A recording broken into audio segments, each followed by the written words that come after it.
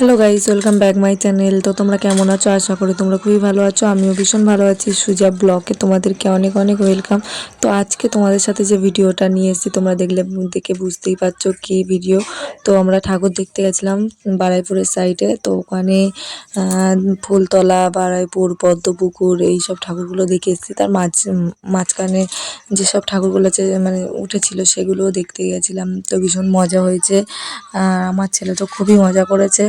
আর তোমরা কেমন মজা করলে বা কী কিনলে আমাকে অবশ্যই কমেন্ট করে জানাবে।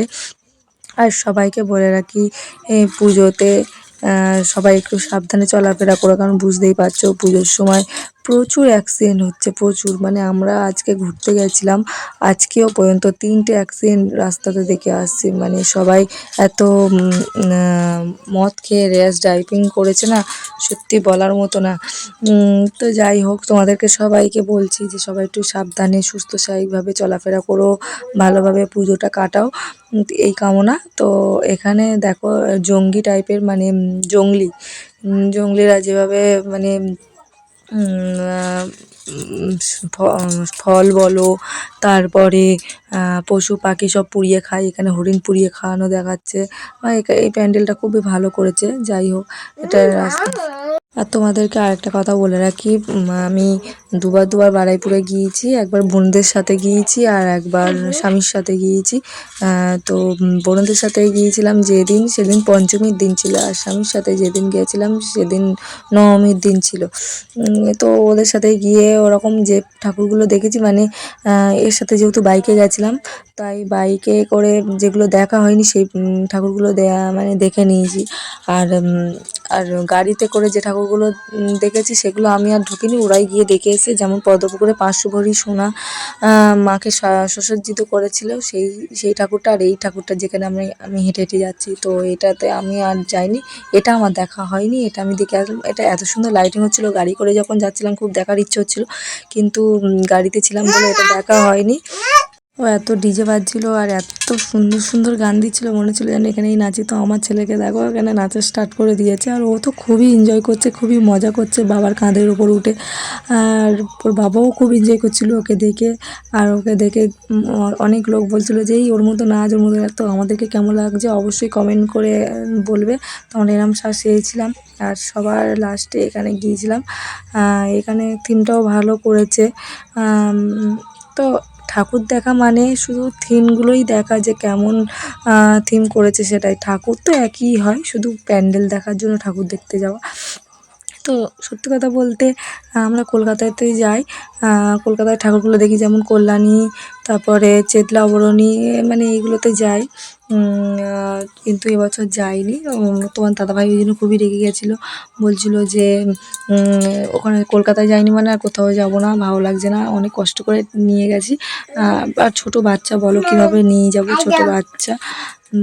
আর সত্যি কথা বলতে কলকাতায় এত লাইন পড়ে, এত পরিমাণে লাইন পড়ে, 2 ঘন্টা 1.5 ঘন্টা, মানে দাঁড়িয়ে আমরা নিজেই অধৈর্য হয়ে যাই, আর বাচ্চা ও তো আরও অধৈর্য হয়ে যাবে। ওই জন্য ওই ভেবেই আমি এবছরটা একটু পিছিয়ে গেছি, যেহেতু ও একটু ছোটো আছে। তো আর কিন্তু ওর বাবা যেহেতু আমাদের দেখে দেখে অভ্যাস হয়ে গেছে, এখানকার ঠাকুরগুলো সত্যি কথা বলতে চোখে লাগবে না, মানে ঠাকুর না, মানে প্যান্ডেলগুলো।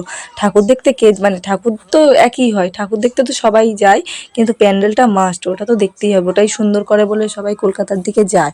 আর লাইটিংয়ের দিকেও মানে ইয়ে আছে, কিন্তু আমাদের এখানে সত্যি কথা বলতে সব কিছুই ঠিকঠাক আছে, কিন্তু কলকাতাটা বেস্ট। ঠাকুর সব কিছু থিমে কোনো একটা রেষারেষির ব্যাপার থাকে না, ওই জন্য। তো যাই হোক, সব দিক দিয়ে ভাবনা চিন্তা করে এবছরটা তো একটু পিছিয়ে গেলাম। বললাম পরের বছর যাবো, জানি না পরের বছর আরোই তো তাকে কোলে করে, ও তখন আরেকটু বড় হয়ে যাবে, আর তখন ওকে কোলে করে নিয়ে যেতে পারবো কী করবো ব্যাপারটা বুঝতে পারছি না। যাই হোক, পরের বছর তো পরের বছরই দেখা যাবে। তো এবছরটা তো আগে ঘুরে নিই। আর আমাদের বারুইপুরে সত্যি কথা বলতে খুব খুব ভালো ভালো মানে থিমের ঠাকুর ওঠে, দেখতেই পাচ্ছ সব, মানে হাতের কাজ খুব সুন্দর। যাই হোক, ঘুরে আসলাম। ঘুরে আসার পরে তাও মন খারাপ যে কলকাতায় যেতে পারিনি। ঠাকুরের মুখগুলো সব মানে কত সুন্দর করেছে।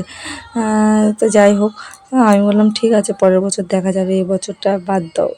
তাকে তার তো বোনটা একটু এ করতে হবে না, খারাপ হয়ে গেছে যেহেতু। ও তো এবছর যাবো না বলেছে বলে নতুন জামা প্যান্ট যা কিছু কিনেছিল সব পাট করে গুছিয়ে রেখে দিয়েছে, মানে যে পরে বার হব না এরকম, এই জন্য।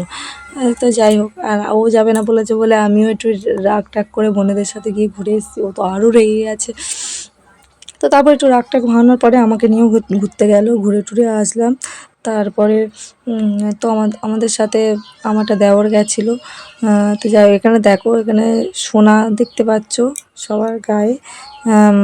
আর এখানে করেছে দক্ষিণেশ্বর কালীর বাড়ি, সেই থিমটা তুলে ধরেছে, খুব সুন্দর করেছে, হাতের কারিগর, মানে হাত, মানে দুর্গা ঠাকুরকে হাতে, মানে কুমোররা যেভাবে বানায় আর কি হাতে করে, তো ওরকমভাবে করেছে, দেখতে পাবে। ভিতরের থিমটা কত সুন্দর করেছে। তো যাই হোক, এবছর পুজোটা সত্যি কথা বলতে আমার বেশি কেনাকাটা হয়নি। তো একটা শাড়ি হয়েছিল আর দুটো কুর্তি হয়েছিল। তো মনটা ভীষণই খারাপ ছিল, আর ওর সাথে একটু ঝগড়া হয়েছিল, ওই জন্য আমাকে কিছুই দেয়নি, শুধু শাড়িটা কিনে দিয়েছিলো আর একটা জুতো কিনে দিয়েছিলো, আর কিছুই দেয়নি, মেকআপ টেকআপের কিচ্ছু দেয়নি। তারপরে আমি তখন বাপের বাড়ি ছিলাম ঝগড়াঝাটি করে। তারপরে যখন এখানে আসি তখন তখন আমি ষষ্ঠীর সময় আসি, তখন ষষ্ঠীর সময় কিছু দেয়নি। অষ্টমীর দিনে 3,000 টাকা হাতে দিল। তো সেটা দেখে তো আমার মনটা খুবই খুশি হয়ে গেল, আমার প্রাণটা জুড়িয়ে গেল যে ঠিক আছে এবছর। আর যেহেতু আমি পার্লারের কাজ কিছুটা জানি বলে সব কিছু ন্যাচারালভাবে পার্লারে, মানে চুল টুল বলো, ভুরু প্লাক বলো, নিজের হাতেই করে নিয়েছি, পার্লারে যেতে লাগেনি। আর একটা একটা ফেসিয়ালের কিট কিনে এনে বাড়িতেই করে নিয়েছি, আর ম্যানিকিওর পেডিকিওর সেগুলোও বাড়িতে করে নিয়েছি। তাই আমার আর বেশি করতে হয়নি, পার্লারে যেতে হয়নি। আর 3,000 টাকাটা এবছর তো আমি গুছিয়ে রেখে দিলাম, আমার কী মজা হচ্ছে যে কি বলবো বন্ধু তোমাদের। যাই হোক, এখানে থিমগুলো দেখতে পাচ্ছ কত সুন্দর করেছে, খুব সুন্দর করেছে।